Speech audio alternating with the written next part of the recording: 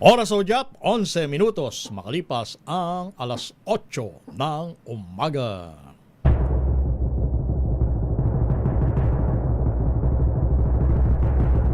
And the Golden Dove for Best Public Affairs Program Metro Manila goes to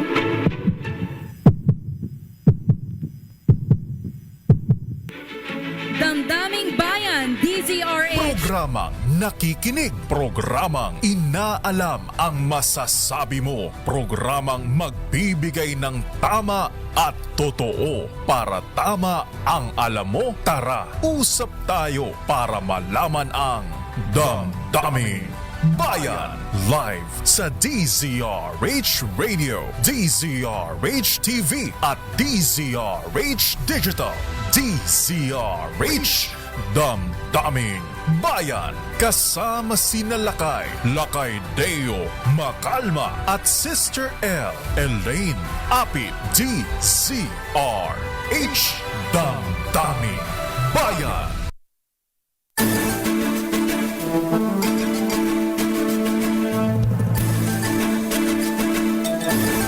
Hoy, magandang umaga, Luzon, Visayas at Mindanao. At syempre, huwag natin kalilimutan yung mga kababayan natin sa iba't ibang sulok ng mundo. Lalo na yung mga nakabase o nagtatrabaho dyan sa gitnang silangan.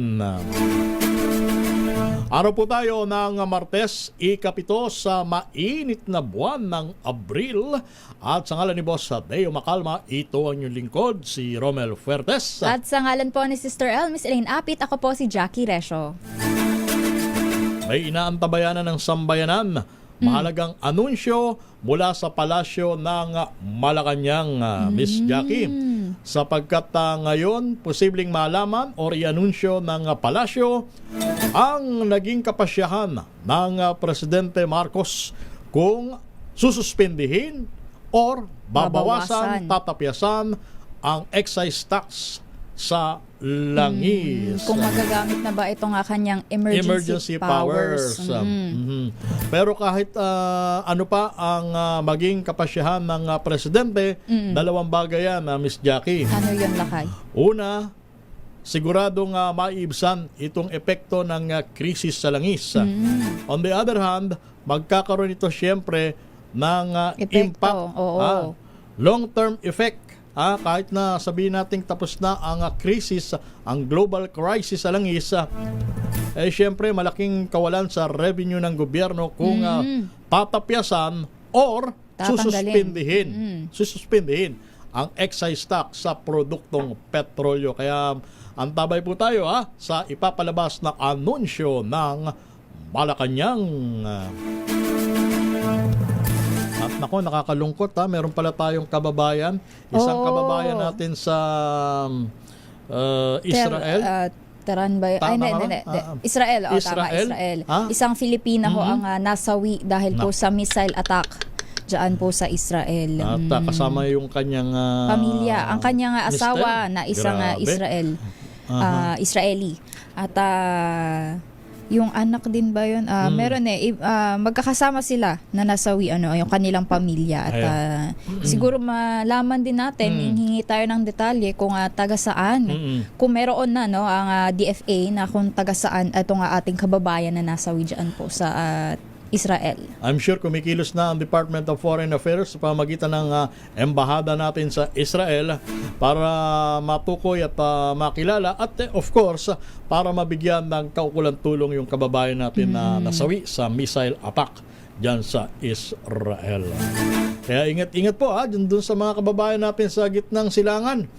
Iba yung pag-iingat po ang dapat nating ipatupad. Ayun pala, ang kanyang asawa, Israeli husband, at ang kanyang elderly parents-in-law. So yung mga yung magulang ng kanyang asawa ay nasawi din doon sa missile attack doon sa Israel. Nakakalungkot naman talaga,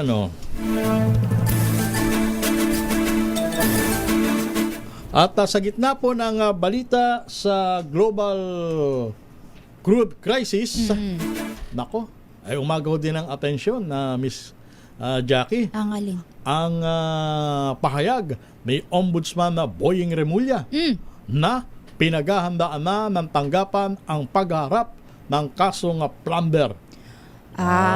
Pero hindi biro yung kanilang supposed to be nakakasuhan. Sina dating Senate President Chis Escudero at dating House Speaker Ferdinand Romualdez. Nako, matinding hamon yan sa liderato ng ombudsman.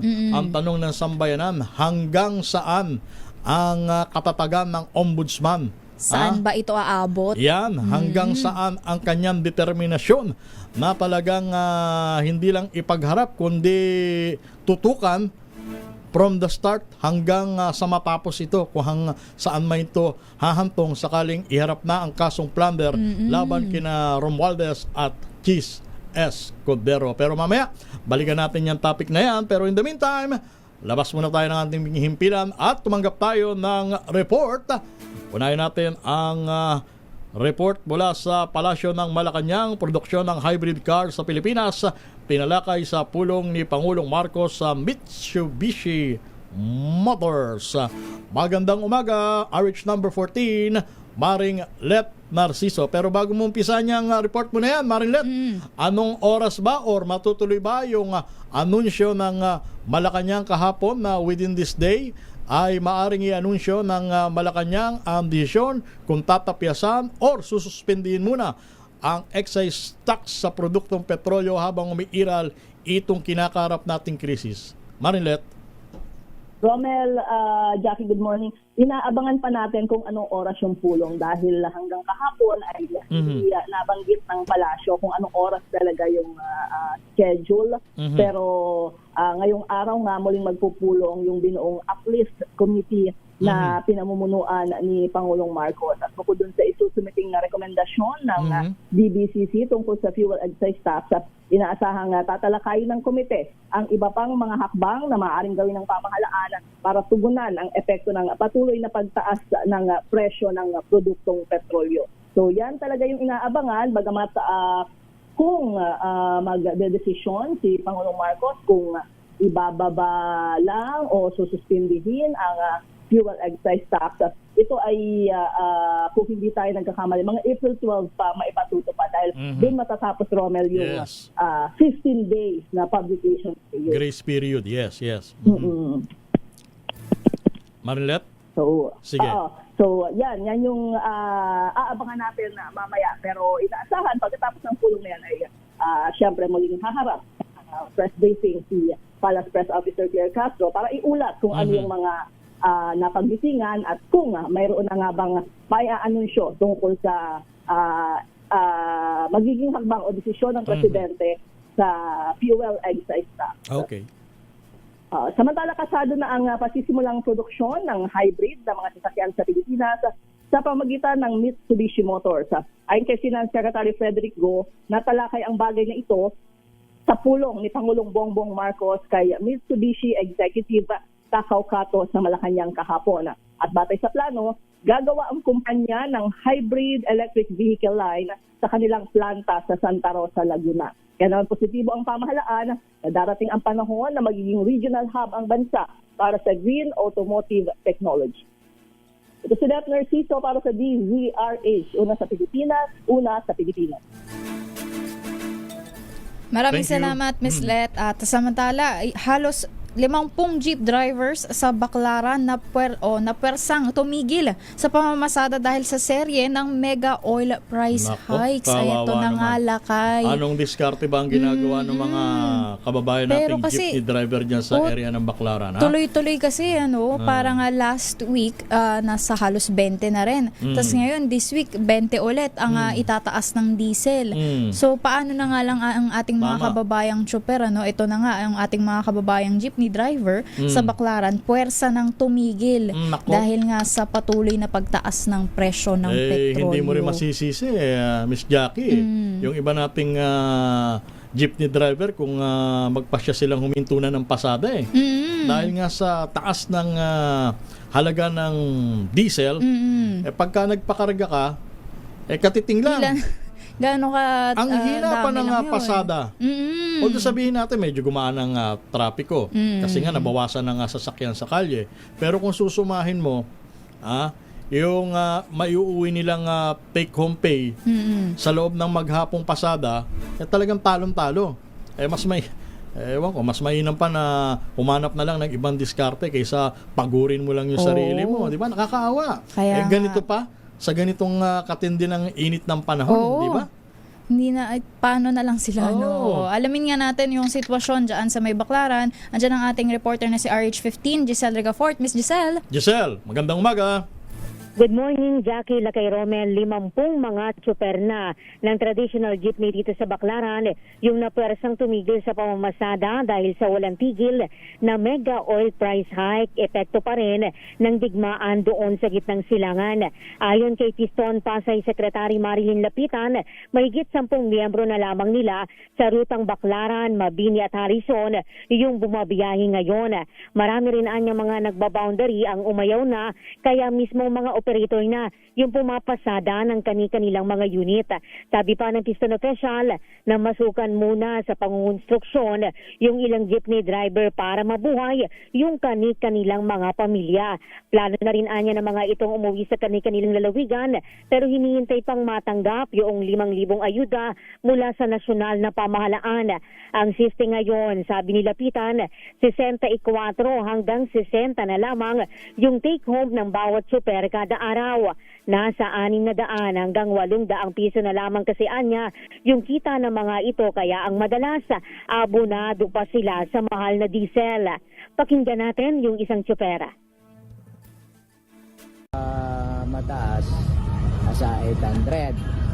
Kung ano naman, pag medyo nasa 600, 500, gano'n.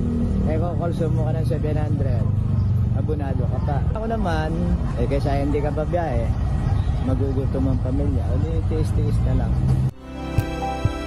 Mamayang alas 9:30 ng umaga, magsasagawa ng noise barrage yung grupo dito sa Service Road ng Roas Boulevard sa lungsod yan ng Pasay. Sa pag-iikot naman nating lakay, partikular doon sa mga natunguhan natin na mga small player na mga gasoline station, naglalaro ng 125 pesos hanggang 147 pesos ang kada litro ng diesel sa ngayon. Ito si Giselle Ricafort para sa DZRH, una sa Pilipinas, una sa Pilipinas. Giselle, Lakay Romel. so kung hindi sila babiyahe, ano ang karaniwang ginagawa nilang diskarte para makatawid gutom yung kanilang pamilya? Nako. Oh. Nangungonstruksyon, Lakay Romel, yung karamihan doon sa mga tumigil natin na mga jeepney driver ng traditional jeepney. Diyos ko. Yung iba, uuwi na lang ng kanilang mga probinsya, Oo, Miss Giselle. hinihintay lang din nila, Jackie, yung 5,000 pisong ayuda na ipinangako sa kanila ng pamahalaan. Parang yun na lang yung magiging pamasahe nila pa uwi. Oo, gano'n na nga. At kahit papaano, ay meron daw maiuuwi doon sa naghihintay sa kanilang pamilya sa mga lalawigan. Nakakadurog ng puso, Giselle, Jackie. Sana hindi humantong sa pagkakataon na kung talagang walang-wala ng ibang diskarte, baka yung ibang mga jeepney driver, baka mapilitan na lang mamalimos sa kalsada. Nangyayari yan. Correct, Lakay Diba? Romel. At ang masama pa niyan, itong mga temporary lang na kanilang tigil pasada, baka mamaya maging permanente na at pihado niyan, maaapektuhan yung ating transport sector kung mangyayari yan. Napakahina pa naman ng pasada ngayon. Unang-una, masyadong mainit. Pangalawa, bakasyon na ng mga estudyante. Ayun. Tapos yung mga empleyado, karamihan sa mga kumpanya, merong Work from home na, work from oo. home arrangement. Di ba? So, nabawasan ng tao sa kalye, in other words. Oo. At bukod dyan, Lakay Romel, hindi ba? Bago nga kahit itong problema nila sa mahal na petrolyo, marami na rin silang mga iniinda at pinoproblema dati na maraming factor na nakakaapekto sa kanilang kabuhayan. Tama. Kagaya nung sumusulpot na dami ng mga kakumpetensya nila sa kalsada. Sige. Not to mention yung mataas na halaga din ng spare parts ng mga jeepney. Ayun. Siyempre, araw-araw kang babiyahin yan. Di kada biyahe mo, dapat meron kang sinusubi para sa maintenance ng jeep. Diba? Alam ko yan, Giselle, kasi nung buhay pa yung aking ama, nung siya ay nag-resign sa trabaho, yan ang naging alternatibong livelihood niya eh, yung pamamasada ng jeep. Kaya alam ko yan eh. Oo. Sa bawat biyahe, pagkabayad ng boundary, maglalaan yan ng pondo para gastusin sa maintenance. Mga spare parts, ayan, kasi nga araw-araw ang biyahe. Hindi maiiwasan na magkakaroon ng aberya or sira yung sasakyan. Dahil dun sa binanggit mo, Lakay Romel, isa yan doon sa mga kinonsider din nung mga nagbaboundary lang natin ng mga jeepney driver dito sa Baclaran. Kaya ngayon, yung ilang mga traditional jeepney dito, yung mismong mga operator na yung pumapasada ngayon dahil nga iniwanan na at inayawan na nung mga nagbaboundary na mga jeepney driver natin. Okay. Maraming salamat, Giselle Ricafort. Pinakamahal kay Romel na nadaanan natin na may taas presyo ng diesel itong Caltex, 153 pesos ang kada litro. Mas mura yung nasa small players na 125 hanggang 147 lamang hanggang ngayong alas 8 ng umaga yan. Ito si Giselle Ricafort para sa DZRH, una sa Pilipinas, una sa Pilipino. Maraming salamat, Giselle. Ilan ba ang kabuuan bilang ng mga honorable congressman natin, Jackie? Ay, Sige hindi nga. ko maalala. Sabihin Pero natin madami. More than 200. Sabihin natin more than 200, kasama na yung mga party list na yan. What if kung mag-chip in kayo? Mag-ambag-ambag kayo? Halimbawa, kalahati ng inyong sweldo. Huwag na sabihin yung sahod, iba yung sahod eh. Iba yung sweldo, iba yung sahod. Yun na lang tayo sa sweldo nila. Ano kaya kung 50% ng inyong sweldo sa Kongreso iambag nyo para makatulong dito sa mga kababayan natin na labis na naapektuhan itong krisis na ito? Malaking tulong. Malaking tulong. Kahit biruin siguro, mo. kahit hindi pa mag 50%, siguro kahit mga 30, ganun, 20. Halimbawa, malaki na rin yun. Halimbawa sa kada mambabatas, sa kada kinatawan, ay mag-aambag siya halimbawa ng 30,000. Hindi na mabigat yun. Hindi na mabigat yun. 30,000 ng kanyang mula sa kanyang sweldo. Ilan yung mambabatas na yan? Times sa 200 plus. Kahit pa paano, yung tinatanggap na ayuda na 5,000 piso, kahit pa paano madadagdagan kung doon nila idediretso.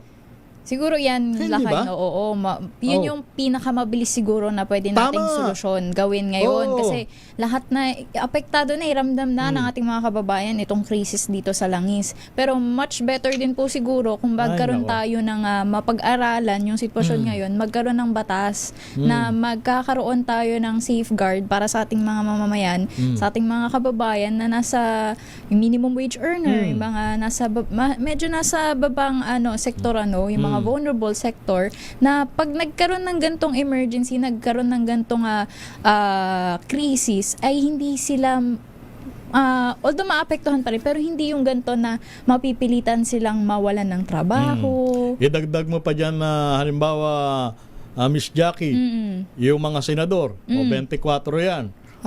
Magambag-ambag sila na tig 30,000 kada isa. Isama mo pa dyan yung sweldo ng mga opisyal ng gobyerno. Ay pagpalagay natin 20,000 kada isa. Bawat kalihim. Ilan yan? Tapos undersecretary 20,000. Kung pagsasama-samahin mo yan, siguro malaking lahat bagay.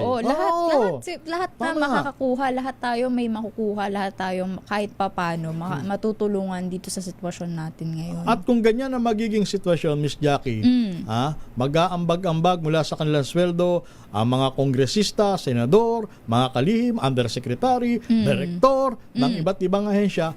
Ang pinaka-importante, at least mararamdaman ng tao sa grassroots level na talagang itong gobyerno ito ay may pakialam sa oras ng matinding kaganapan. May aksyon, may ginagawa. Sa matinding krisis.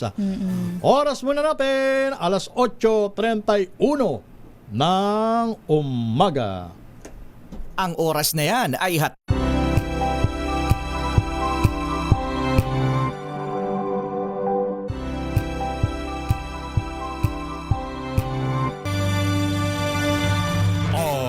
Balik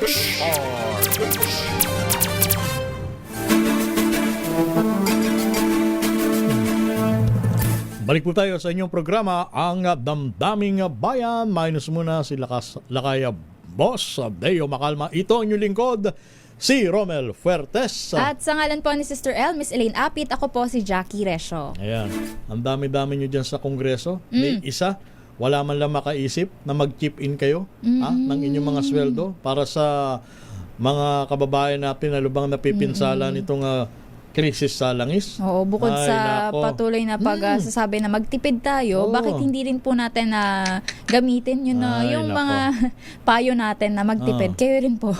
Diba? Bakit hindi nyo gayahin ang alkalde ng siyudad ng Maynila? Oo. Si Mayor Isko Moreno. Oo, nataasan pa ulit ang Biruin mo, oo. yung dating 3,500 na ayuda para sa mga jeepney driver sa syudad.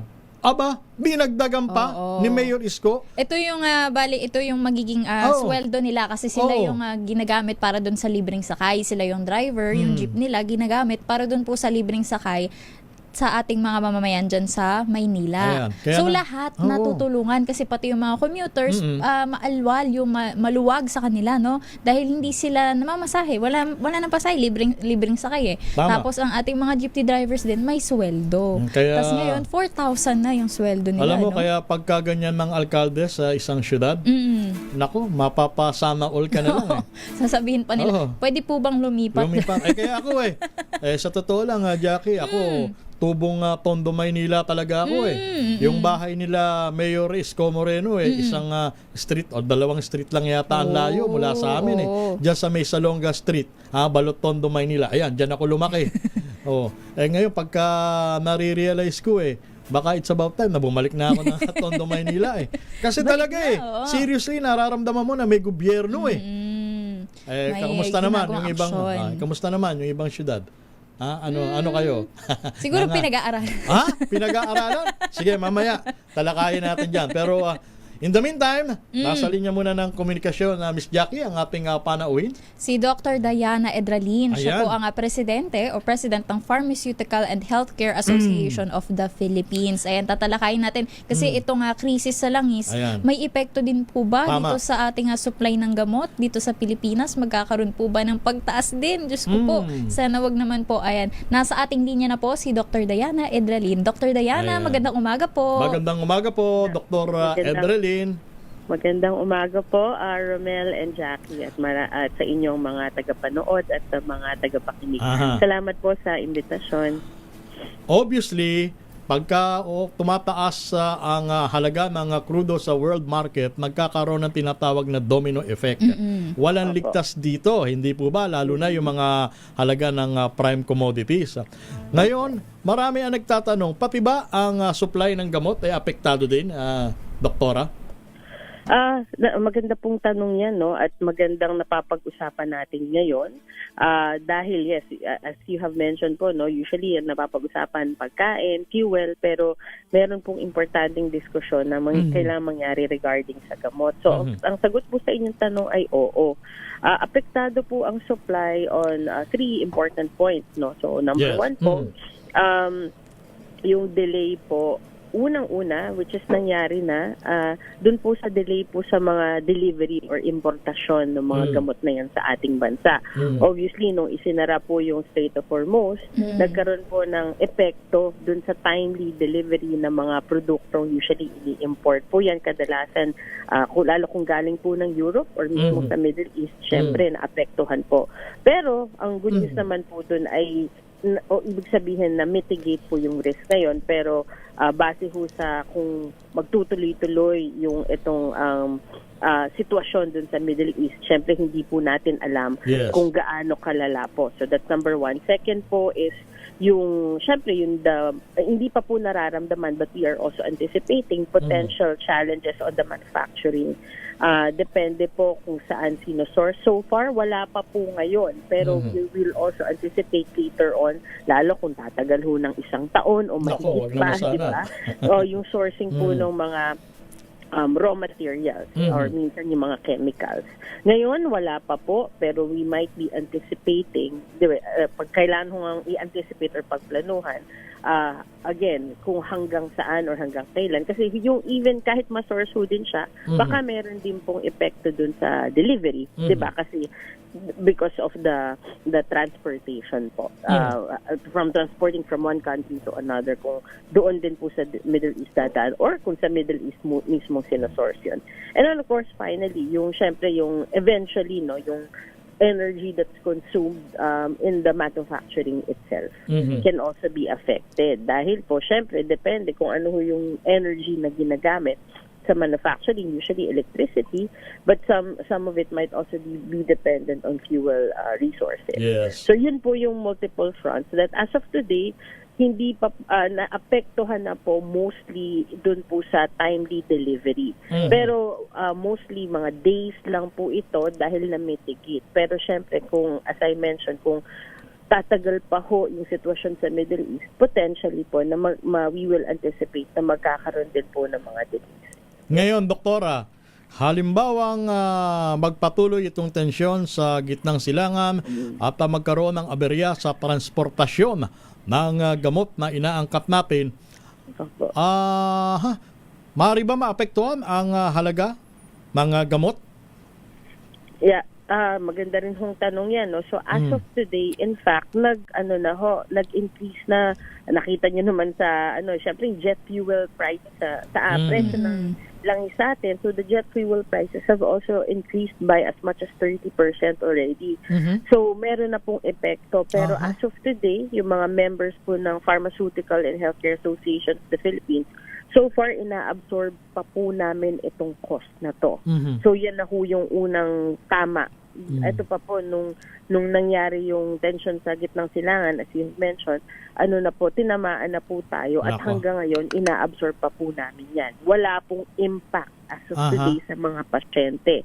Pero yung pangalawa po, which is now the concern also that we have is, pati po yung mga distributors at yung mga ibang drugstores po, nag-i-increase na po sila as high as 25 to 30% na ikinakarga din dun sa mga pharmaceutical companies na i-absorb yung cost. Kasi tumaas po yung kanilang operating cost dahil sa pagtaas ng presyo ng gasolina. So kami pa rin po yung nag-a-absorb nun. So as of today, wala pa pong price increase. Pero syempre, ang important discussion po is hindi ho ito magiging sustainable. So we are doing our best, at least yung members po ng PHAP, to absorb the cost impact on multiple fronts, mainly on the transportation. However, kailangan ho nating patuloy na makipag-partner po sa ating gobyerno para magkaroon po ng sustainable way or ng pangmatagalang solusyon. Kasi we're doing our best nga po na hindi magkaroon ng impact sa price. Pero wala pong kasiguraduhan gaano po katagal namin ma-absorb itong mga price na to. So, pero obviously may cost implications that eventually hindi na po ma-shoulder or hindi na po ma-absorb. Okay, malinaw yan, Doktora, no? As we speak, walang kayo na monitor na pagtaas halaga ng gamot. At sa ngayon ay kaya pang balikatin ng mga manufacturer. Kumbaga, kaya pang tiisin ang impact nitong global global crisis. Ang tanong kung hanggang kailan ang pagtitiis ng mga manufacturer. Opo.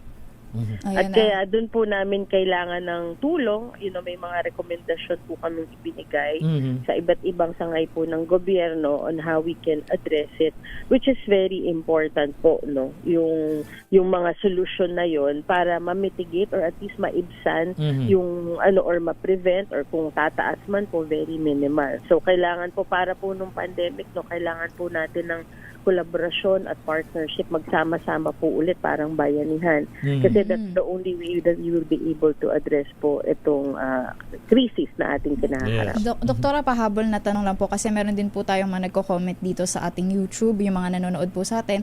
Kasi nabanggit niyo po na ito nga pong mga gamot natin ay inaangkat. Saan po ba particular na bansa inaangkat yung mga gamot na pupunta po dito sa Pilipinas? At yung tanong po ng ating isang viewer, apektado din po po ba ang mga local brand na gamot dahil yung iba po ay lumilipat na lang yung kunwari yung maintenance na pang-maintenance po nila sa mga local brand na lang po sila kumukuha. Okay. Dalawa po yung tanong niyo. Salamat po, Ms. Jackie. So, una po, yung mga bansang pinanggagalingan, kadalasan po yan sa Europe, yung buong European kaya po, naapektuhan yung transportation po dahil the best route going to Asia po, sa Asia Pacific, sa ating bansa, is through the Middle East po, yung mga galing Europe. So, yun po yung a lot of our drugs are being imported from Europe, from the different countries in Europe po. Tapos meron din nanggagaling sa United States, meron din pong galing doon, meron din pong galing sa Asia, meron din naman pong galing Japan, meron din galing India. Yan. So, meron din galing China. So, iba't iba naman po. Yun ang maganda, no? Multiple sources. But syempre, kahit hindi po dumadaan din sa Middle East, sila naman din po yung tinatamaan din nga po ng increase ng jet fuel prices. So, yun po. Multiple countries po yung sources natin. Pero at least none of our members, kami po sa PHAP, no, none of our members are directly importing po from the Middle East. So it's really the route rather than direct importation from the Middle East. Ang inyo pong grupo, Doktora, ay mayroong proposal para sa 6 na buwan na medicine inventory. Ito po ba ay ipaabot nyo na sa kaalaman ng Department of Health at ng iba pang stakeholder? Ano po ang kanilang reaksyon? Opo. So, yes, naipaabot po namin. In fact, last week po, bago tayo mag-break or the week prior po, nagpatawag na po ng meeting ang Department of Health po. At ito po ay inattendan din ng Department of Trade and Industry, even the WHO was there, nagpatawag po sila ng meeting at ipinahatid po namin sa kanila yung aming rekomendasyon na I'm sure pinag-aaralan pa po ng Department of Health. So sumulat din po kami sa PHAP, sumulat din po kami sa iba't ibang sangay ng gobyerno, against to Secretary Herbosa in his office, DTI, even po sa Department of Finance, to Department of Finance, again, different agencies, para lang po maipatawid namin or ipaalam namin yung aming mga rekomendasyon. So, ang sagot po ay oo, at patuloy po kaming nakikipag-usap at patuloy kaming we're hoping for a follow-up meeting po dito sa mga aming usapan para ma-actionan na po natin. Tapos, Romel, yes, go ahead, please. Yung isang, yung tanong ni Ms. Jackie kanina, no? Go ahead, please. Yung kanina tungkol dun po sa pasyente. Yung mga local brands po. Oo. So, naman, no? So, kaya yung mga generic po na drugs, again, pag may generic po, yung generic name po, pag may generic po ang isang drug, pwede naman pong, no? So, depende po sa advice ng doktor, maaari po, may posible po na i-switch siya. Pero, syempre, ito po ay kailangan under the supervision of the healthcare professional kasi may iba't ibang response po tayo. So, hindi po yan basta dapat gawin. Kailangan po alam ng ating mga doktor na ito'y gagawin. So, kaya when we think about a stock-out situation, kailangan po nating planuhin at keep in mind po, kailangan alalahanin, iti-prioritize po ang patient safety. Hindi po yan basta ginagawa, ay papalitan ko na lang, lagi akong dun sa ganito, kung hindi preferred ko. Kailangan ko ano po yung advice din ng doktor para alam lang din nila na kung sakasakaling hindi may pekto or merong mga adverse events, guided po tayo ng ating mga doktor at or ating mga healthcare professionals. Okay. So, caution po doon. Maraming salamat, Doktora Diana Edralin. Okay, salamat din po. And good morning. Good morning. Ang inyo po napakinggan ay si Doktora Edralin ng PHAP. At ang oras natin, 5 minuto bago sumapit ang alas 9 ng umaga.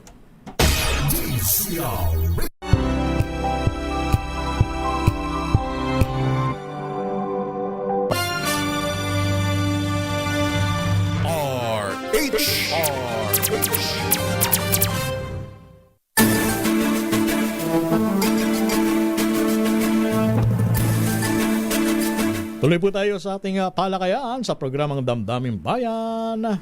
Minus muna sila kay Boss Deo Makalma. Ito ang inyong lingkod, si Romel Fuertes. At sa ngalan po ni Sister Elmis Elaine Apit, ako po si Jackie Resho.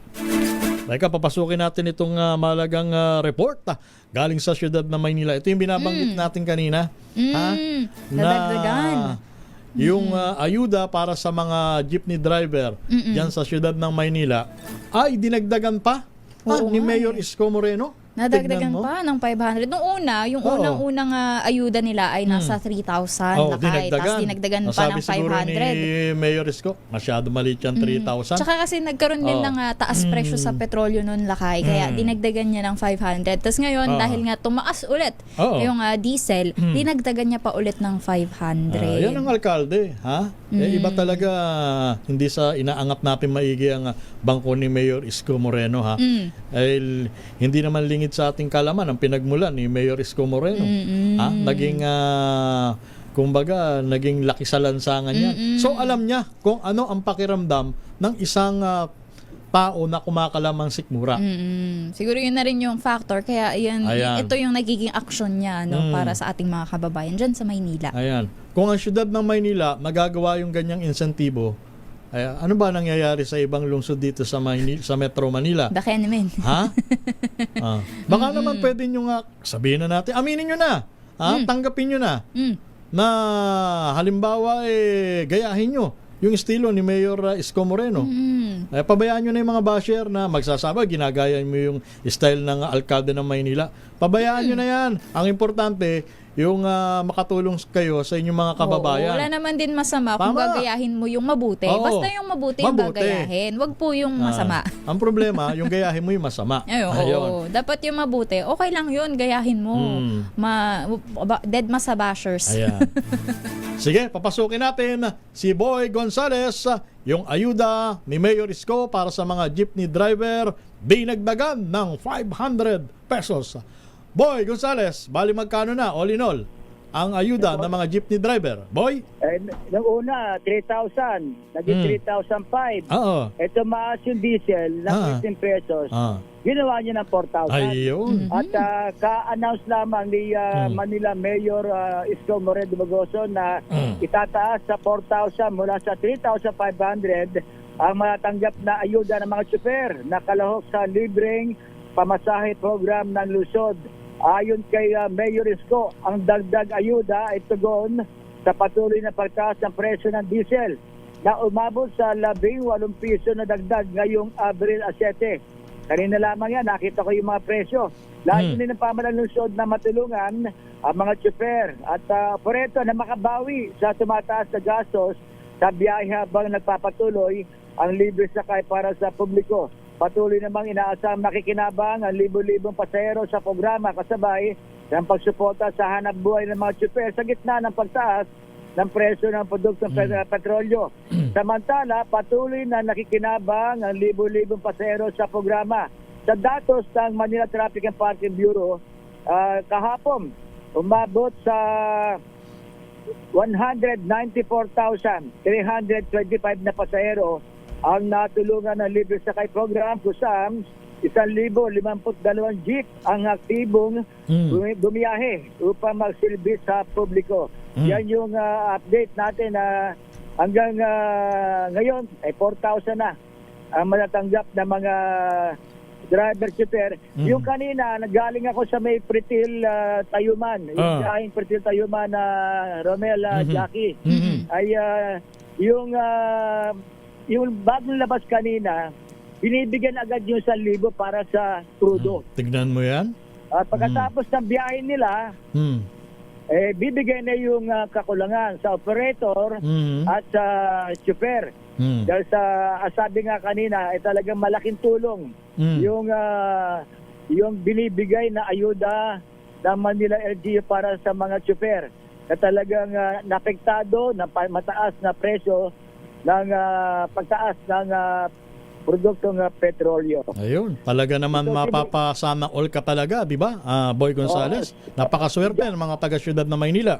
Para si Jackie, taga Maynila ito eh. Kaya, nadadaan lang dyan. Nadadaan. Oo. Boundary kasi ng Quezon City at Maynila. Oo. Biruin mo, Boy, hindi pa sila nag-uumpisa ng pasada, boundary na agad. Oo. Hindi, ano yan, bawat chauffeur may kasamang enforcer Oo, na tama. umaalalay sa pagbiyahe nila sa kanilang mga ruta. Sa buong Maynila, 6 na distrito, may kanya-kanyang ruta. Ang galing, Ang ano? mga chauffeur na biyahe. Kaya ang magandang balita, dinagdagan ng 500, kaya umabot na sa 4,000 Ayun, very good. ang kanilang matatanggap.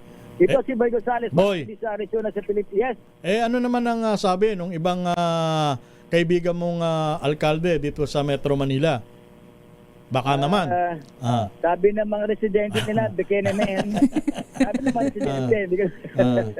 Kasi idadahilan, kulang ang budget, pambihira, kulang ang budget. Si Mayoris ko nga, kababalik lang Di ba? Oo, Katakot-takot na kakulangan ng budget ang inabot Wala pa lang bangon ng Maynila At kaya nga ginagawa niya ng paraan.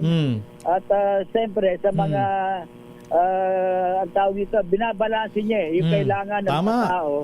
At sa mga darating na araw pa, linggo, pinangakin, meron pa nga kami bigas kita mo yan. 10 kilo. Ang bihira. Ayaw ko naman sabihin sa ibang LGU, meron kami 10 kilo. Hindi lang sana kayo tamaan ng, hindi man lang sana kayo mainggit, tamaan kayo ng hiya. Yun ang gusto mo sabihin, Boy. Sa mga ibang mayor. Yung mga yan. Mabait ba? Nako. Tama yung binanggit nila, binanggit nyo Pag mabuti, pero yung alimbawa, ginagawa ng ibang LGU, ginagawa ng ibang mga agency, pag mabuti, gayahin. Tama. Ibang bansa alimbawa, maganda yung ginawa ng ibang bansa. Di ba? Gayahin natin Tama. sa Manila, sa Quezon City, ganun lang yun. Kaya ang mabuti dapat gayahin para lalong gumanda yung komunidad sa lungsod ng Maynila. Kaya sa susunod na eleksyon, huwag niyong kalilimutan si Boy Gonzales sa Maynila. Tama ba ako, Boy? Wala. Tanong sa Maynila. Pwede kayo, Romel at Jackie. Tama yung sinabi ni Boy. Kayong ibang mga alkalde, lalo na dito sa Metro Manila, pabayaan nyo na kung kayo ay pupunahin. Lunukin nyo na yung inyong pride kung sakaling gayahin nyo yung estilo ni Mayor Isko Moreno. Para naman po yun sa mga residenteng nasasakupan nyo. Huwag nyo sabihin na, kasi ang karaniwan sasabihin, hindi, kulang kasi ang pondo ng lokal na pamahalaan para masustain yung ganyang insentibo, yung bigyan ng ayuda yung mga driver. Nako, lalo na yung mga mayor, na matatapos na ang kanilang termino sa susunod na eleksyon. Yung nakasyam na taon na sa pwesto, mambihira. Hindi nyo ba kayang gawin yung ginagawa sa syudad ng Maynila? Baka naman katulad nung pwede katulad na lang nung isang mayor na malapit sa malapit sa Maynila. Sus Maria Josep. Ang tanong wala na lang talagang ibang makalaban ay nako. Yan si Mayor na yan. Yoko. Tama na. Mahilig lang yan sa publicity. Tama na. Pero nga din. Sige, kaya sa susunod na eleksyon, tandaan nyo kung sino yung mga tatakbong muli sa inyong mga lugar. Sa inyo pong lungsod, baka makita nyo na, ngayon, lalo na ngayon, na lalo na nasa sa panahon tayo. ng krisis. Dito nyo po malalaman talaga kung sino yung mga nagtatrabaho ng mga opisyal. Wag yung katwiran na, hindi, matagal na kasi yan Subok na namin. Saan yung subok? Hindi ba? Mamaya tuloy natin yan. Sige, in the meantime, meron tayong ayan na ang ating puro kasi tayo medyo negative vibes tayo ngayon lakay Pero ito dahil nga tayo sa DZRH, tuloy-tuloy tayong nagbibigay ng good vibes. Meron pa rin tayong malakas promo lakay at ang ating Ninong Sherwin ay nandyan sa Barangay 90, EDSA Taft, Pasay City. Pero bago yan, alamin muna natin ang ating word of the day. Kuya Het. Wala ba? Ayan, ang ating ready na ba kayong tandaan ang ating word of the day para manalo ka ng DZRH Mini Component? Eto na! Ito na nga. Ito na ang ating word of the day. Ang ating word of the day, lakay, ay recycle. Recycle. Sa Tagalog, muling ginamit. Ayan. Recycle po ang ating word of the day. At ang ating malakas promo kasama ang Pride Detergent ay nandyan po sa Barangay 90, EDSA Taft, Pasay City. Ninong Sherwin, sino na ba ang ating winner? Tumutok sa DZRH at manalo ng instant 1,000 pesos sa Malakas promo kasama ang Pride Detergent. Malakasan ang makinig at manood sa DZRH. Sherwin, Romel. magandang umaga. Magandang umaga at Sister Jay. At nako, grabe yung mga pinag-uusapan nyo ng mga presyo. Imbis na magpakarga ng krudo, magpakarga na lang kayo ng tubig. Ayan. Dito yan ang piso. 5 piso. Sus Maria Joseph, 10 piso. Ganyan lang ang presyo ng lagay ng tubig dito sa Pasay. Di ba? Pasay yan Pasay. Heavy water na lang kayo, wag na kayo mag-crudo. Masyado tayo mareklamo. Mahal lang ang crudo. Ayan, Kung pwede lang daw, Ninong Sherwin na magamit bakit ano nangyari doon sa pinag-aaralan ng Department of Science and Technology dati na paggamit ng tubig sa mga makina ng as sasakyan? alternative na no? Kung hindi ako energy nagkakamali, source. ang apelido nun si Mr. Dingle. Dingle ba yun, Sherwin? Asa na yung technology? Baka nasa abroad na yun. Ngayon, Wala na sa atin. yung kanyang talento, yung kanyang natuklasan, ayun, pinakikinabangan na ng ibang bansa. Di ba? Imbis na tayong nakinabang na una, tayo ang nga. Tinanga tayo. Buti lang itong winner natin na palaging nakikinig sa DZRH. Hindi ko nga ngayong umaga. Magandang umaga po. Magandang umaga po. Naku, mas maganda pa kayo sa umaga. Pangalan niyo po? Ako po si Priscilla Cardeño. Si Nanay Ate Priscilla. Good morning po. Ate Seth, mananahi. Mananahi. Mananahi. Palagi kayo nag-DZRH. Ay, oo. Talagang tutok sa cellphone. Kaya lang yung radyo ko po, pangit na. Ay, di ba, bibigyan kayo ni Sherwin ng bago. Mapapalitan natin yan ng bagong medium component kapag nasagot yung mamaya ang ating word of the day. Pero, ito muna sagutin natin. Sino ang paborito yung announcer tuwing umaga sa DZRH? Siyempre, si Katunying, at saka po si, ano nga pa? Nakalimutan ko isa. Jerry. Jerry Baha. Ayun. Senior, makakalimutan. Dapat kayo mag-memo plan. Ay, oo nga. Basta importante, nakatutok siya sa DZRH. Ay, oo. Ayan. Talaga, pati yung kay kay Mayor. Ayun. Avid Dahil listener kapag talaga. ng mga announcers sa DZRH, ito para kayo 1,000 pieces. Ay, salamat po. Maraming salamat. Malaking bagay po ito. At syempre, kailangan nyo masagot yung ating word of the day para makuha nyo ating medium component. Recycle po. Recycle. Dahil dyan, meron kang DZRH major component at isa din ng Astron, ang official radio set partner ng DZRH, alagang Astron, alagang maasahan. At hindi lang yan, meron ka pa tatanggapin na grocery mula sa DZRH at sa ACS. At ang pinakabago, pinakamabango, pinakamalaki, ito sabi nila kanina, lulukin nyo daw yung Pride. Ito, panglalaban nyo ang Pride, ating fabric conditioner detergent with Korean strawberry bloom detergent powder with stain away formula, 2 kilo. Kaya kahit gano'ng karaming labahan, ubos yan. And hindi lang yan, speaking of labahan, hindi nyo nalalaban, isusunod nyo na ang pinakabagong disenyo ng DZRH t-shirt, regalo sa inyo ng kalbo na may malalim na dimple. Ay, maraming salamat po. Natutuwa po ako, napakaswerte namin. At Parang hindi naman. kami po ang Hindi naman natutuwa. swerte ako. Ayun. Yun. Diba? At napapakinggan ko lang to. Hindi ko alam na totoo pala to. Ayun. At least napatunayan ni napatunayan nanay na po. totoo pala na namimigay si Sherwin ng grasya. Ayan. Na isa na naman kababayan natin ang nakapagpatunay ng ating lakas at sigla sa Malakas promo. Totoo pala. Praise God po talaga. Thank you. Ayan. Maraming salamat, Ate Che. Opo. At hindi lang yan ako, Romel, meron pa dito sa looban. Talaga naman, ha? Sa looban. May isa dahil pa. meron pa dito na nakatutok din sa DZRH TV naman. TV. Talagang avid ban talaga natin yan, ha? Ayan. Naku, maganda umaga po. Ayun, good morning po. Bukas ang TV nyo. Ayan o. Aha, huling-huli sa akto. Ayan. Oo, pangalan mo po? Maricar po. Di Guzman po. Di Maricel, palagi ka nakatutok sa DZRH dahil dyan meron kang 1,000 pieces. Ayun, congratulations po. Ayan. Thank you po.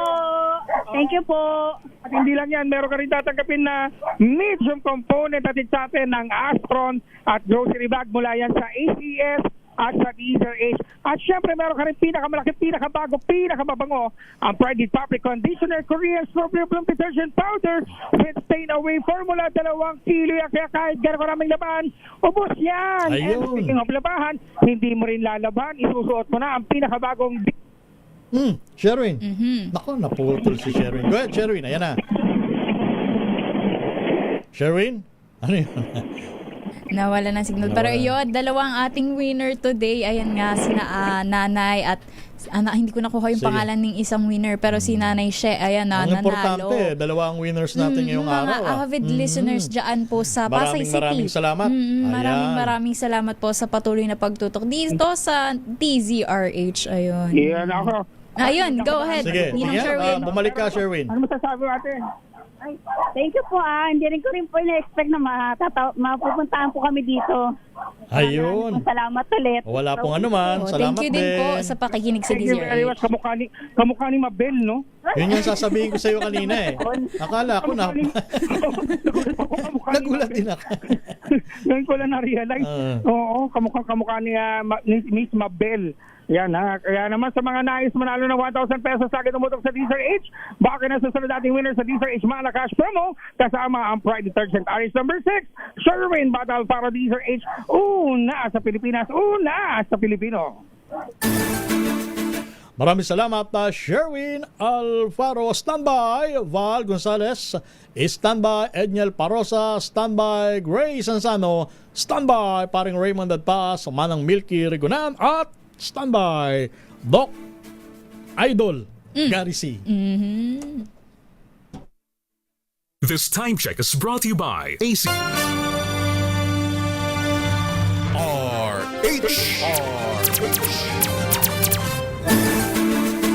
Alas 9:21 na ng umaga, papasukin natin ang report mula sa labas ng himpilan. Unahin natin si Val Gonzalez, bentahan ng 20 pesos na kilo ng bigas sa tanggapan ng BA, Bureau of Animal Industry sa Visayas Avenue sa Quezon City. Dinudumog, mga nanay umaalmas ay pinatutupad na online registration. Alamin natin ang detalye. Val Gonzalez. Val. Romel, literal na dagsa ngayon itong mga tao na pumipila dito sa Kadiwa Center dito sa tanggapan ng Bureau of Animal Industry, isang atat agency na nasa ilalim ng Department of Agriculture. Ang pagpasok mo pa lamang, makikita na kagad kapansin-pansin dito sa kabahan ng Visayas Avenue. Itong dami ng mga tao dahil halos umabot na doon sa may bahagi ng elliptical road. Kung ikaw ay nakaharap doon sa kanan, elliptical road, at ganun din ang haba nitong mga nakapila, Romel, dito sa kaliwang bahagi kapag ikaw ay papasok dito sa tanggapan mismo ng DA Bureau of Animal Industry. Ito'y dahil nga doon sa dinudumog itong 20 pesos na bigas. Ako'y nandito na ngayon sa loob mismo. Nandito na ako ngayon sa loob mismo nitong Kadiwa Kadiwa Center dito sa tanggapan ng DA. At makikita mo rito, marami naman yung supply. Ang isa kasi doon sa pinagkakaguluhan o inaalmahan ng mga residenteng pumipila rito na nanggaling sa iba't ibang lugar, hindi lamang dito sa Quezon City, meron pang mga taga San Mateo. Yung sila ay maubusan dahil ang binabanggit nila mas ginagawang prioridad ng mga gwardiya ng Department of Agriculture, yung mga nakaregister na online. At yung mga pumipila lang physically, nandoon na nasanay, mukhang wala daw silang matatanggap. Pero napasugod dito sa lugar, itong si Department of Agriculture Assistant Secretary Bebang Assistant Secretary Genevieve Belicaria Guevara. At ito ay para tiyakin niya, para matiyak na maraming supply at hindi na mangyari pa yung nangyari kahapon, Romel, na nagkagulo dahil dun sa pila itong mga bumibili. So tinitiyak ngayon itong si Asek Belicaria Guevara na sapat ang supply at bibigyan din naman ng pagkakataon yung mga hindi naka-register online at na para makabili sila, pero mas priority dahil i-enhance na, sabi nitong si Asek Belicaria, paigihin pa, paigtingin pa ng Department of Agriculture yung pagpapatupad para sanayin na yung mga tao na bumili ng mas maayos sa pamamagitan ng online na registration. At yan yung gagawin doon sa mahigit 700 pang mga iba't ibang mga kadiwa center na nakalatag sa iba't ibang lugar dito sa ating bansa. Pati na rin dito sa lugar yung mga tauhan ng Philippine National Police para maisaayos yung sila nitong mga bumibili ng 20 pesos na bigas. Romel. Okay. Salamat, Bal. Back to you, Romel. Jackie, may report ka pa? Kay Grace Sansano, pamamahagi ng ayuda sa mga tricycle at PUV drivers sa Central Luzon aarangkada na bukas. Detalye sa report ni RH25, Grace Sansano. Grace?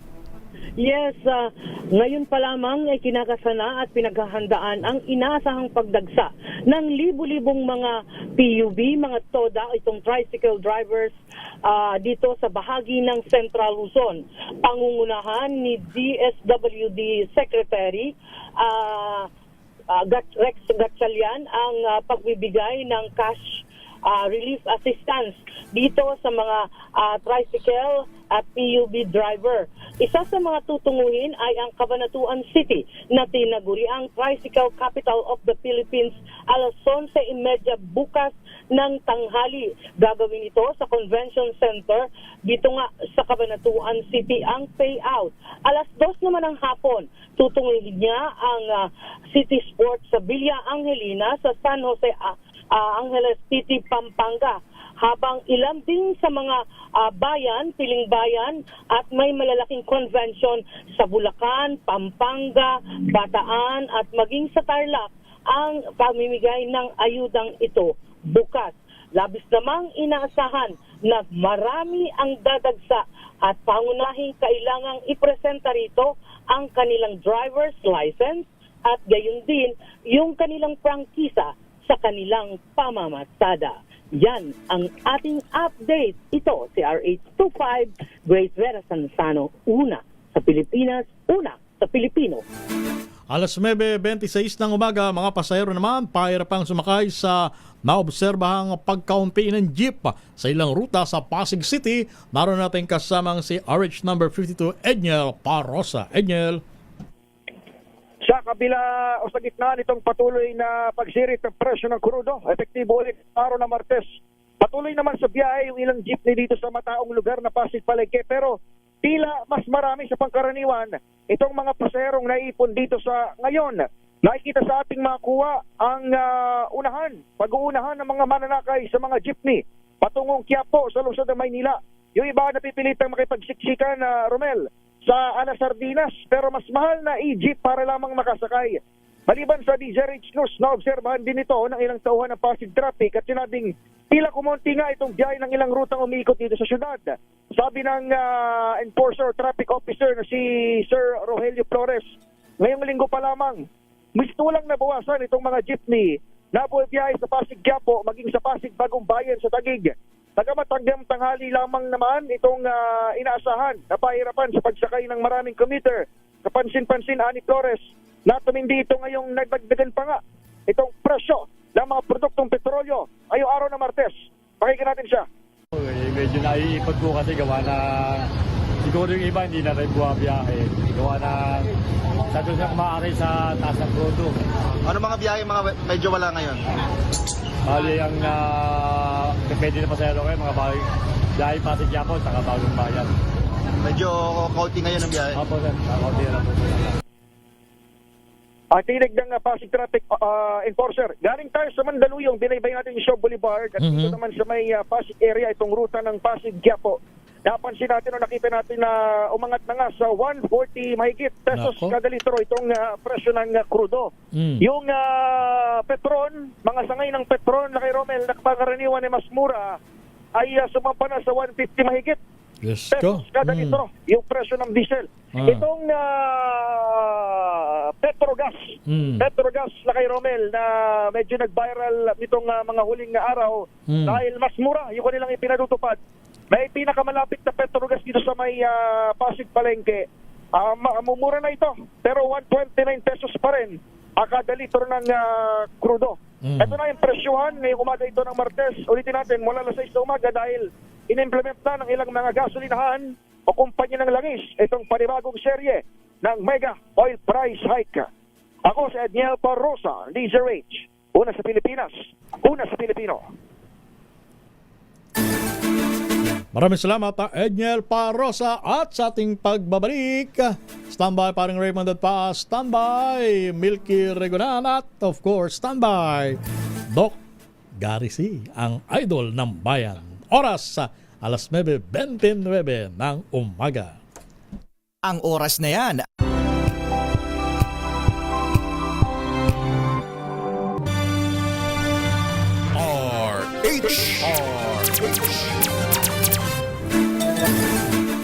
Alas 9:38 ng umaga, kayo pa rin nanonood at nakikinig sa inyong programang Damdaming Bayan. Labas ulit tayo ng ating impila para papasukin ang report mula sa Senado. Mga storage facilities operators, magpapaliwanagin sa Senado kung bakit etcha puwera ang mga magsasaka.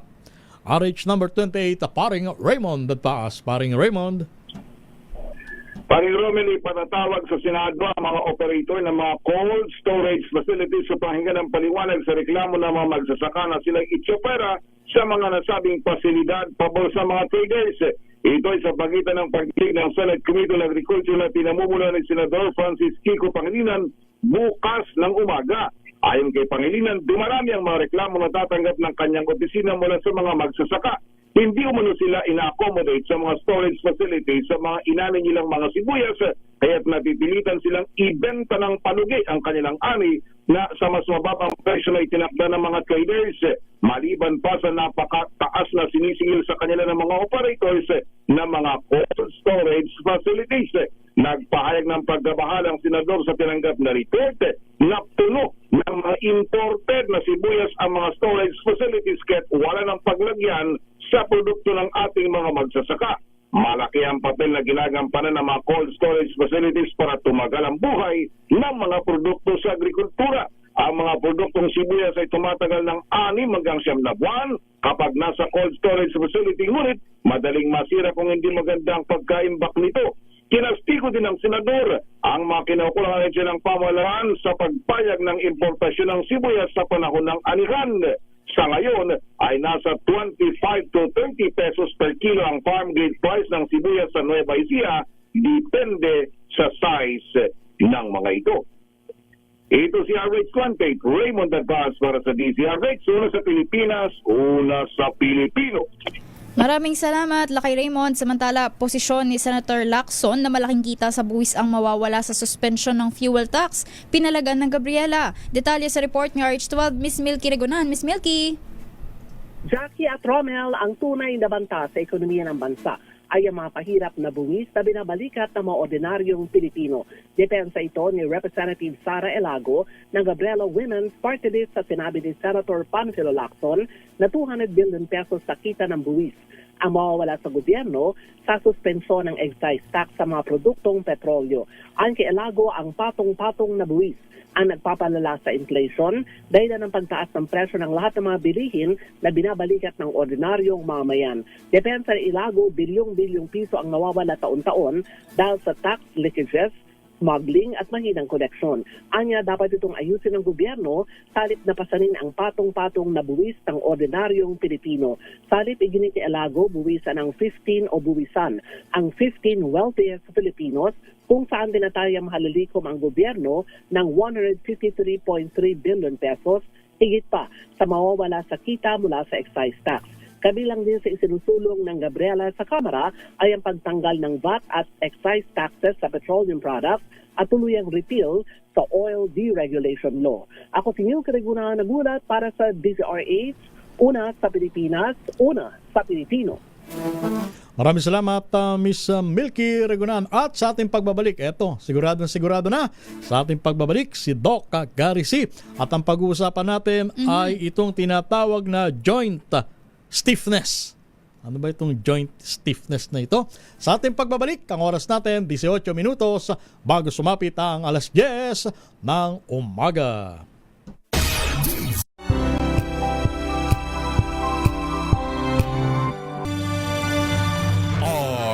RH 13 minutos bago sumapit ang alas 10 ng umaga. At eto na, tulad ng pangako natin, panauhin natin of course, isang bantog sa larangan ng medisina. Siya ay diplomate in geriatric medicine, functional medicine practitioner at medical director ng The Life Extension Center for Health and Wellness. Walang bilik iba kundi ang inyong idol. Idol ko, idol natin, Doc Gary C. Doc Gary, magandang umaga at welcome again sa DZRH. Good morning, Sir Romel at kay Miss Jackie. Good morning sa lahat ng mga nanonood. Teka muna, saan ba itong clinic mo, Doc Gary C? Kasi sigurado marami ang nag-aantabay para puntahan yung The Life Extension Center for Health and Wellness. Saan ito matatagpuan at anong oras kayo nandoon, Doc Gary? Nandyan yan sa may likod lang ng Philippine Heart Center. Ang address ay 127 Malakas Street, Diliman, Quezon City. At usually, ang consultation ay by appointment para makalaan ako ng sapat na panahon sa bawat pasyente. So, they have to call muna para ma-schedule at pwede silang tumawag sa landline 8911-1314. Ayan, pakiulit po yung numero. 8911-1314. Yan po yung landline number. At sa cellphone number ng clinic, pwede naman mag-message or tumawag sa 0917 577 Yan. 7675. Ayun, ayun. Ito po yung clinic cellphone ni Doc Gary. Ito po 0917-577-7675. Ayan. Pinapauna ko na dun sa mga dadagsa sa clinic ni Dr. Gary C. Nako, wala kayong alalahanin sa doctor's fee. Napakamura. Kulang na lang pro bono services ang ibibigay ni Dr. Gary C. Minsan mapapatanong ka, honestly, wala kayong alalahanin. Oo nga Well, actually, Jackie, yung clinic nga for 18 years. No? Walang consultation fee yan. But syempre, through the years, medyo mahirap yung overhead. So, nag-charge lang ako minimal just to obtain yung operation expenses. Ganun lang naman. Ayan. Kaya ano pa ang inihintay ninyo? Aba, punta na sa The Life Extension Center for Health and Wellness na matatagpuan sa Quezon City, likod lang ng Philippine Heart Center. Ayan, napakadaling puntahan. Ang address 127 Malakas Street. Ayan. Diliman, Quezon City. At sigurado paglabas ninyo, malakas na kayo. Ayun. Tama. Pero Lakay, ano po ba ang pag-uusapan natin ngayon with Doc? Ayan. Ang topic natin ngayon ay yung tinatawag na joint stiffness. Mukhang ito karaniwang nararamdaman ng mga kababayan natin na kayod kalabaw. Di ba? Yung halos isubsob na yung katawan sa pagtatrabaho. Tulad ng mga driver. Ayan, construction worker. Kahit yung mga lolo at lola, madalas ding nakakaramdam nitong tinatawag na joint stiffness na ito. Ano ba itong joint stiffness na ito, Doc Gary? At paano yung pinakapayak or simpleng termino para maunawaan ng ating mga kababayan itong joint stiffness? Sa Tagalog, parang pwede natin sabihin paninigas ng mga kasukasuan. Yung kung saan paggising nyo sa umaga kadalasan, mapapansin nyo na parang hirap igalaw ang aking mga daliri. Tuhod, siko, balikat, leg, likod, yan, mga yan. No? At kadalasan ito ay masasabing mga dinadaing na mga nagkakaedad. Kaya sa clinic ko siguro sa 10 pasyente, siyam baka may ganyang daing dahil nandun ako sa pangmatatandang practice of geriatrics. But it also happens sa mga bata-bata tulad ng mga basketball player na kadalasan nahampas yung bola kasama yung daliri. Kaya mapapansin natin siguro yung mga basketball player na pagdating nila ng edad ng mga 50, mga tabi-tabingi na yung mga daliri because of the history of trauma. At nagkakaroon ng osteoarthritis na rin. Sa mga volleyball player po, mga ganon. Common. So, ang ibig mong sabihin, Doc, yung sa mga edad natin na 40 pa lang, 40 pataas. Yes, tama. Hindi tayo ligtas pwedeng sa tinutukoy niyong Joint karamdaman. stiffness, oo. Pwede na rin eh. Usually, masasabi ko, madalas ko makita yan sa 40 and above.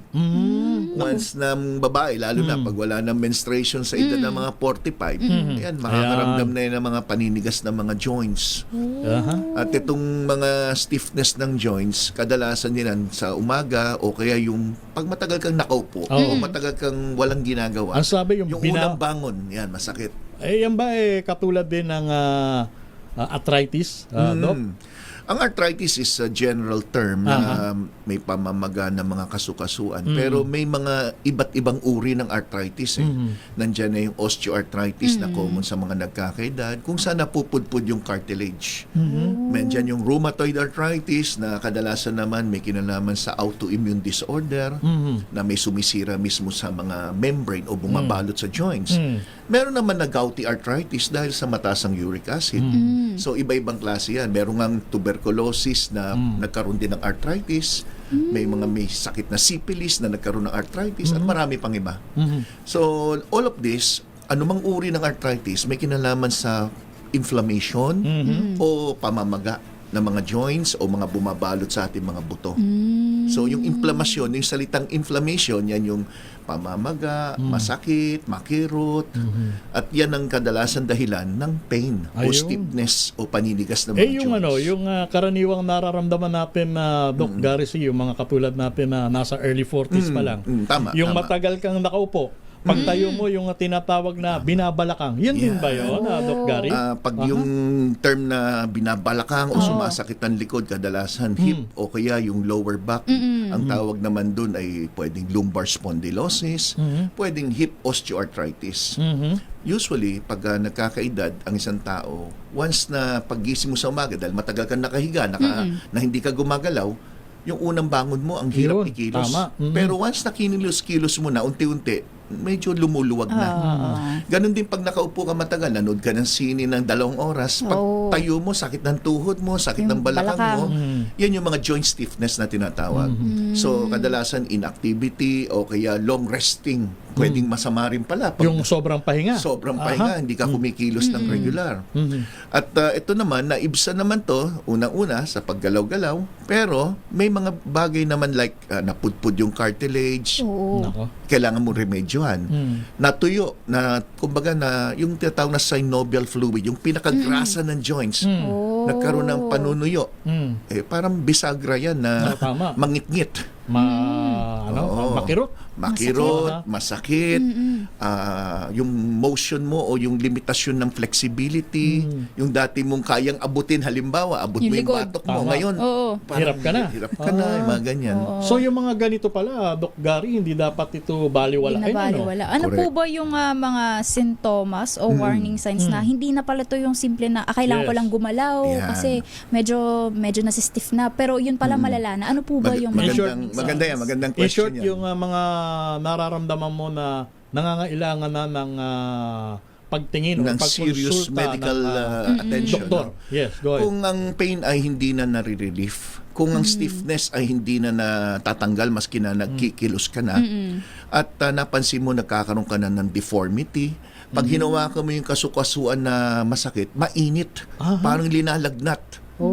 At kasama niya na walang ka ng ganang kumain, nangihina ka, ikaw mismo ay parang pakiramdam mo may feverish o tumataas ang temperatura, huwag niyong baliwalain. Kasi pwedeng infection ang dahilan, pwedeng rheumatoid arthritis na dapat bigyan kagad ng gamot dahil ang complication ng rheumatoid arthritis hindi lang sa buto, pwede sa puso, sa atay, sa kidney at marami pang iba. So, itong mga warning signs na to, lalo na may napansin mo na every time na galaw mo, mas lalong sumasakit.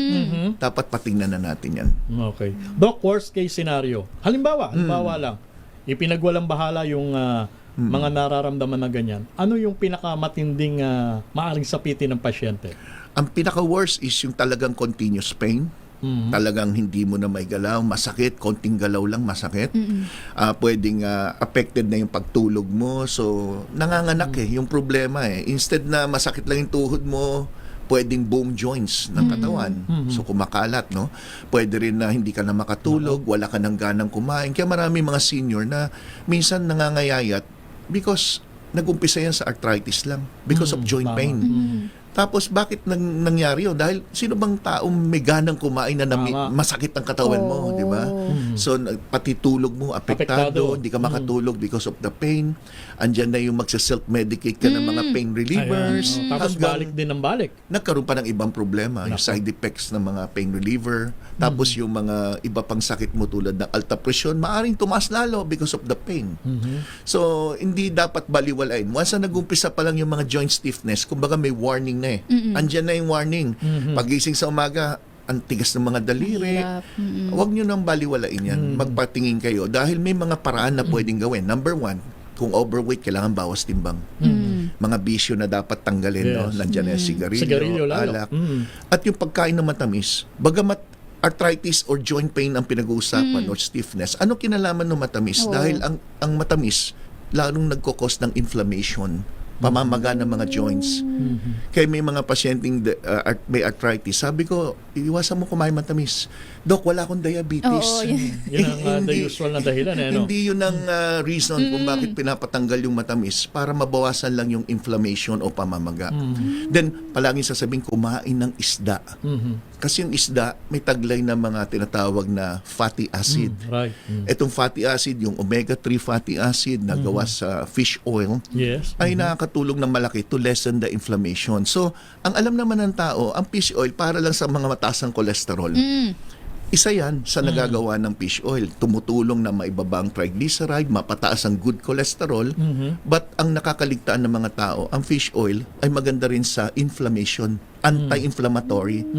Ang iniinom yung mga pain reliever, ibuprofen, naproxen, mefenamic acid, ang tawag dyan, anti-inflammatory drugs. Ito, anti-inflammatory supplements. So hindi lang po siya sa puso, pati sa joints. In other words, all-in-one itong fish oil na ito. Safe pang inumin at hindi magkukos ng any adverse reaction. Allergy, yung mga ganun. Hindi magkukos. But make sure lang na kung sila iinom ng supplement, bukod sa pagkain ng tama, yung mga isdang matatabang isda, kailangan nilang uminom ng supplements like fish oil, omega-3 fatty acid. But make sure, ito yung gusto kong i-emphasize, yung word na purified. Kasi yung purification ng isda, inalis mo yung mga metal toxicity na pwede mag-cause naman ng problema sa atay. Yung atay naman ang aatak. Yes. So, marami akong pasyente na umiinom ng mga fish oil na matagal na, pero yung quality hindi maganda. Gumanda nga yung kanilang cholesterol, pero napansin nila, tumataas yung SGPT na isang enzyme sa liver na pag mataas, ibig sabihin nahirapan yung liver because of the toxic effect naman pala nung iniinom nilang fish oil na maganda sa cholesterol. So yun ang gusto kong kailangan emphasize. Kailangan safe yung ininom nyo, good quality, at purified. Hanapin niyo yung word na purified doon sa mga ininom yung fish oil. So yung supplement po ba na yun, Omega Gold? Yun po, pwede po sa ating mga kababayan. Lalo na sa mga senior citizen. Isa yan, yung tinatawag na Omega Gold, isang supplement yan na halimbawa ng purified fish oil na mataas yung milligrams ng bawat capsule. Kasi ang kadalasan makita nyo 1,000 milligrams per capsule. Pero itong Omega Gold is 1,200 milligrams.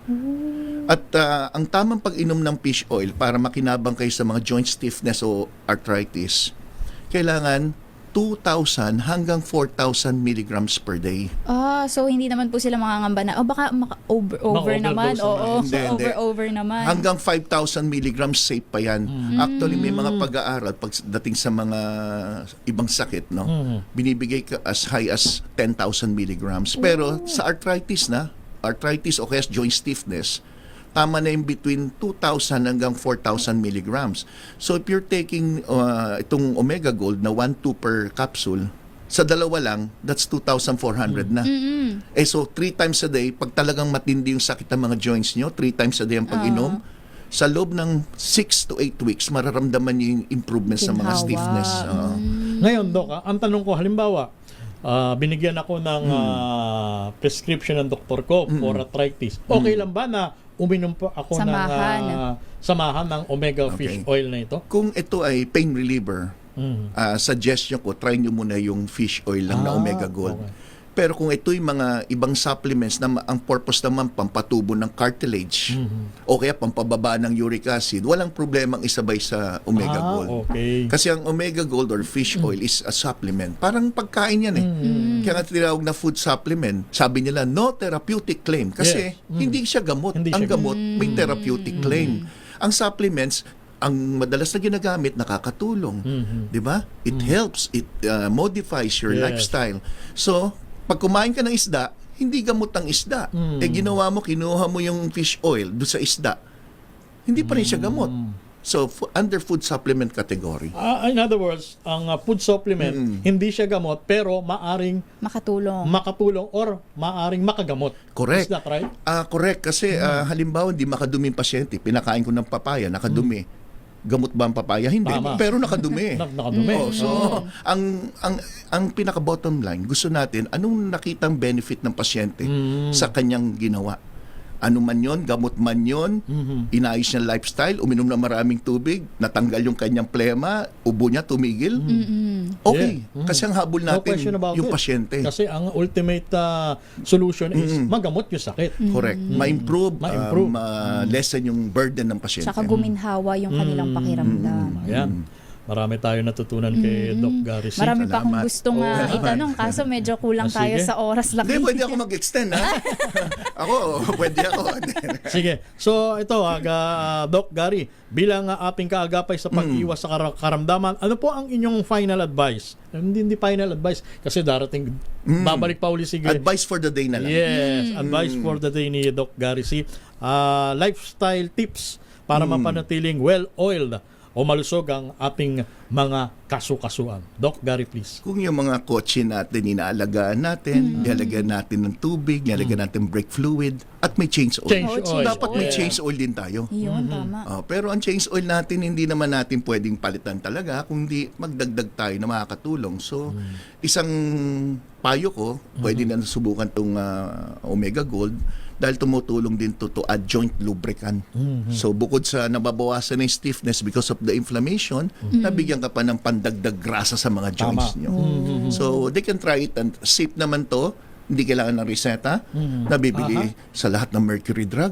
Meron nga sa mga online ng mga Shopee, Lazada, meron din. So available pala. Available. Pero siguro po make sure na yung pagbibilhan nyo po ay legit. Baka kasi mamaya yung mga pagbilhan nila is kung saan-saan lang po. Tapos mas scam pa po kayo. Wag po.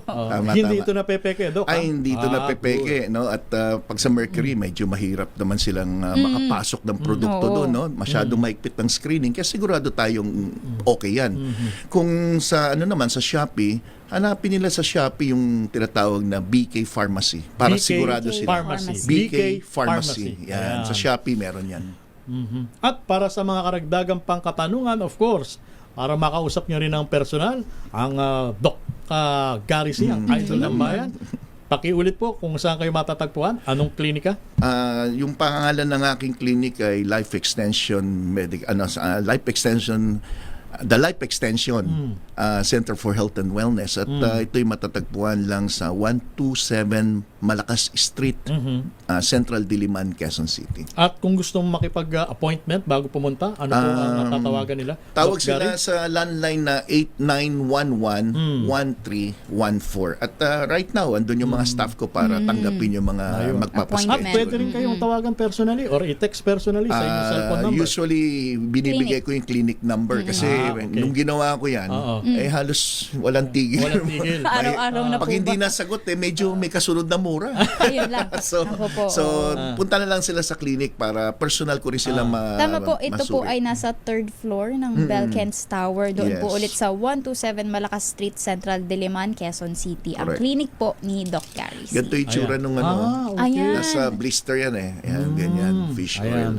Ito mismo, Omega Gold. Omega Gold. Ito mismo ininom ni Ma'am Malu Kaya pala si Malu talagang akala mo dalagang-dalaga pa na-change oil yan Kaya nagzuzumba pa yan si Nanay Malu. Ano pa ba ang benefits ng Omega Fish Oil, Doc Gary? Sa mga may hypertension, sa mga may alta presyon, ito'y magandang supplement. Sa mga mataas ang cholesterol, triglyceride, sa mga diabetic, not to control the sugar but to lessen all the complication ng diabetes, lalo na pagdating sa humihinang pagdaloy ng dugo.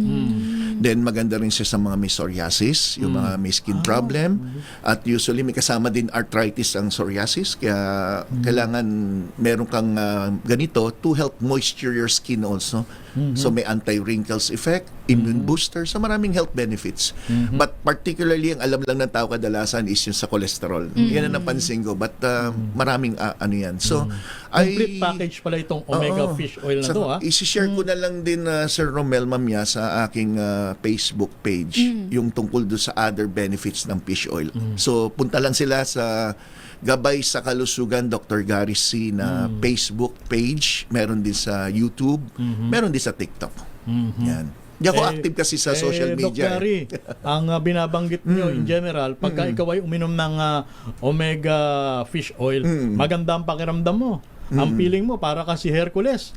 Yan ba ay nakakatulong sa, alam mo na, yung mga, lalo na sa mga senior citizen na medyo mahiyain na. Hindi siya yung kanilang sandata. Hindi naman siya para sa gano'n, no? But once na in-improve mo kasi yung cholesterol mo, chances na mas gumaganda yung blood flow mo, magkakaroon ka na magandang pagtindog. Ayun, alam na namin kung anong ibig sabihin mo, Doc Gary C. Okay, maraming salamat, Doc Gary C. At magkikita ulit tayo, Doc Gary, Sige, maraming salamat. Thank you, Sir Romel and Miss Jackie. Good morning po sa lahat. Ayan, ang inyo po napakinggan na walang iba kundi ang idol ng bayan, doktor ng bayan, Doc Gary C. At ang oras natin, 8 minuto makalipas ang alas 10 ng umaga. Yan po ang kabuuan nating programa ngayong araw ng Martes, ikapito sa buwan ng Abril. Sa ngalan po ni Boss Deo Macalma, ito ang inyong lingkod, si Romel Fuertes. At sa ngalan po ni Sister El, Miss Elaine Apit, ako po si Jackie Resho. At susunod na ang programa ni Miss May Binauan, alas 10:09 ng umaga. This time check is brought to you by ACM.